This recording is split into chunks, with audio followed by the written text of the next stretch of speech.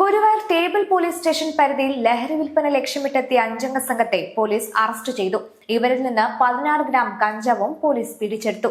2026 August 4 രാവിലെ table police station പരിധിയിൽ പതിവ് പെട്രോളിംഗ് നടത്തുന്നതിനിടെയാണ് കേസിന് വഴിത്തിരിവായത്. ഗുരുവായൂർ പടിഞ്ഞാറേ നടയിൽ സ്ത്രീയുടെ വേഷം ധരിച്ച് സംശയാസ്പദ സാഹചര്യത്തിൽ നിൽക്കുകയായിരുന്ന ഒരാളെ പോലീസ് ചോദ്യം ചെയ്തു.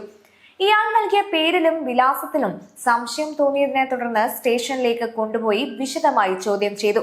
തുടർന്നുള്ള അന്വേഷണത്തിൽ ഇയാളുടെ പേര് പ്രസാദാണെന്നും തൃശൂരിലെ ഒരു സ്പായിൽ ജോലി ചെയ്യുന്ന സുഹൃത്തിനെ കാണാനാണ് എത്തിയതെന്നുമാണ് ആദ്യം പറഞ്ഞത്.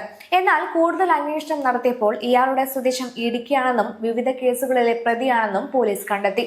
പ്രസാദ് ഒറ്റയ്ക്കല്ല ഗുരുവായൂരിൽ എത്തിയതെന്നും 4 സുഹൃത്തുക്കളുമായി ഇനോവ കാറിലാണ് എത്തിയതെന്നും അന്വേഷണത്തിൽ വ്യക്തമായി.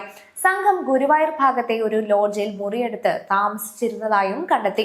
പോലീസ് നടത്തിയ വിശദമായ അന്വേഷണത്തിൽ ഇവർ ഉപയോഗിച്ചിരുന്ന ഇനോവ കാർ കണ്ടെത്തി പരിശോധിച്ചപ്പോൾ വാഹനത്തിനുള്ളിൽ നിന്ന് ബാഗിൽ സൂക്ഷിച്ച നിലയിൽ 16 ഗ്രാം കഞ്ചാവ് കണ്ടെത്തി. തുടർന്ന് ഇൻസ്പെക്ടറുടെ നേതൃത്വത്തിൽ നടത്തിയ ചോദ്യം ചെയ്യലിനാണ് ഗുരുവായൂർ പരിസരത്ത് കുട്ടികൾക്ക് ലഹരി വിൽപ്പന നടത്താനാണ് സംഘം എത്തിയതെന്ന് വ്യക്തമായത്.